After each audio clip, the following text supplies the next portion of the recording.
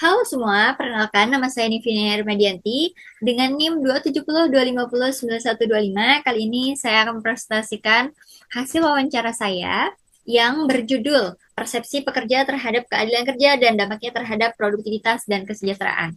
Presentasi kali ini untuk memenuhi tugas ujian saya untuk mata kuliah Karakter Budi Kewarganegaraan yang berkaitan dengan SDGs nomor 8 Pekerjaan Layak dan Pertumbuhan Ekonomi. Latar belakang kali ini yang akan saya bawakan adalah tentang keadilan kerja, di mana keadilan kerja adalah perlakuan yang adil dan tidak berat sebelah terhadap karyawan dengan mempertimbangkan kebutuhan masing-masing. Keadilan kerja juga berarti menghormati hak asasi manusia setiap karyawan, serta merupakan fondasi penting untuk mencapai SDGs nomor 8 tersebut. Karena keadilan dalam tempat kerja berkontribusi pada terciptanya pekerjaan yang layak, meningkatkan produktivitas, dan mendukung pertumbuhan ekonomi yang inklusif serta berkelanjutan. Nah, permasalahan yang akan dibawa yaitu mengenai keadilan yang mencakup aspek pembagian gaji, bonus, penghargaan, serta perlakuan terhadap karyawan yang dapat mempengaruhi kesejahteraan dan motivasi mereka. Nah, ketidakadilan dalam aspek-aspek tersebut bisa menciptakan ketidakpuasan yang berdampak pada semangat kerja dan loyalitas karyawan terhadap perusahaan. Dalam tema ini ada 3 rumusan masalah, yaitu yang pertama adalah bagaimana persepsi pekerja terhadap keadilan kerja di suatu organisasi atau perusahaan? Yang kedua, apa saja sih faktor yang mempengaruhi persepsi pekerja terhadap keadilan kerja? Yang ketiga, bagaimana dampak dari faktor yang mempengaruhi persepsi pekerja terhadap kesejahteraan pekerja itu sendiri? Nah, hasil temuan di lapangan yang saya lakukan dengan wawancara dengan Bapak Dohan Ramdhani, yaitu seorang konsultan pajak di KKP Beni Gunawan dan rekan, mengenai keadilan dalam pembagian gaji, bonus, atau penghargaan di perusahaan itu cukup adil, baik untuk staf, manajer, atau kepala cabang terhadap porsinya masing-masing. Misalnya, pembagian bonus dilakukan sama rata jika telah menyelesaikan suatu proyek. Dalam wawancara ini juga Babadohan berpendapat bahwa manajemen perusahaan telah memperlakukannya dengan hormat dan adil. Hal ini sesuai dengan kebijakan perusahaan yang paling mempengaruhi persepsi keadilan, yaitu jam masuk kerja yang sama untuk semua karyawan.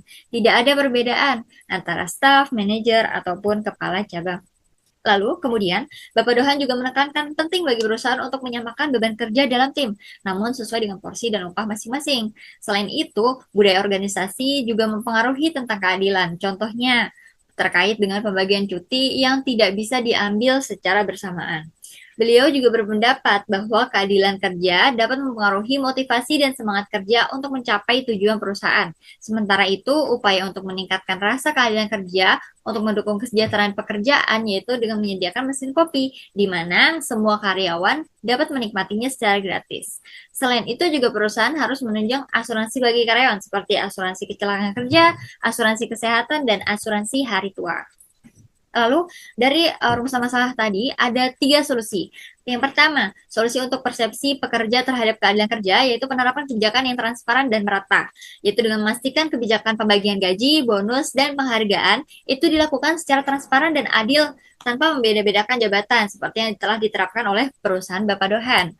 Lalu yang kedua yaitu solusi untuk faktor yang mempengaruhi persepsi pekerja terhadap keadilan kerja, yaitu menyamaratakan beban kerja dan waktu kerja dengan mengimplementasikan kebijakan yang menyamakan jam masuk kerja untuk semua karyawan dan memastikan beban kerja dibagi secara merata sesuai dengan porsi dan upah masing-masing. Lalu solusi yang ketiga adalah solusi untuk dampak persepsi terhadap kesejahteraan pekerja, yaitu meningkatkan kesejahteraan dengan fasilitas pendukung. Perusahaan ini dapat menyediakan fasilitas di kantor untuk kebutuhan karyawan seperti mesin kopi gratis yang disediakan oleh kantor Bapak Dohan untuk memperkuat semangat kerja para karyawan. Selain itu, perusahaan juga harus menunjang asuransi bagi karyawan seperti yang sudah saya sebutkan tadi, yaitu JKK, JKM, dan JHT. Lalu kesimpulan yang bisa saya ambil dari wawancara ini adalah keadilan kerja di suatu organisasi ini memiliki peran yang sangat penting dalam menciptakan lingkungan kerja yang sehat dan produktif. Keadilan dalam pembagian gaji, bonus, penghargaan, serta perlakuan terhadap karyawan akan berpengaruh terhadap kesejahteraan dan motivasi mereka. Berdasarkan wawancara yang telah saya lakukan, itu menunjukkan penerapan kebijakan yang adil seperti pembagian bonus yang sama rata jam masuk kerja yang sama dan beban kerja yang disesuaikan dengan porsi masing-masing itu akan menciptakan rasa keadilan dan mendukung motivasi mereka untuk bekerja lebih baik. Perusahaan juga harus menerapkan beberapa langkah untuk meningkatkan semangat kerja para karyawan, misalnya kesetaraan dalam beban kerja, transparansi dalam kebijakan, dan penyediaan fasilitas pendukung seperti mesin kopi gratis untuk dinikmati semua karyawan. Selain itu, perusahaan juga harus memberikan fasilitas tunjangan asuransi bagi karyawan, seperti asuransi kecelakaan kerja, asuransi kesehatan, dan asuransi hari tua. Apabila semua telah menerapkan hal tersebut, keadilan kerja dapat mudah terwujud dan kesejahteraan karyawan dapat terjamin.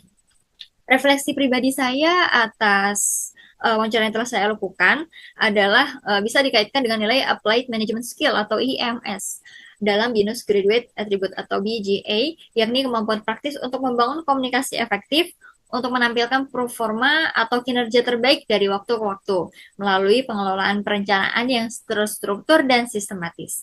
Dalam wawancara tersebut, penerapan keterampilan manajemen yang efektif tercermin dalam kebijakan pembagian gaji dan bonus yang adil, serta distribusi tugas dan beban kerja yang seimbang sesuai dengan upah yang diterima masing-masing individu. Keterampilan untuk mengelola orang dan sumber daya, yakni dengan cara memaksimalkan hasil dan memberikan kesejahteraan bagi karyawan. Dengan memahami konsep tersebut, saya mampu mengevaluasi diri dan bertindak untuk selalu menampilkan performa atau kinerja terbaik dengan mengelola rencana yang struktur dan sistematis. Sekian presentasi dari saya, terima kasih.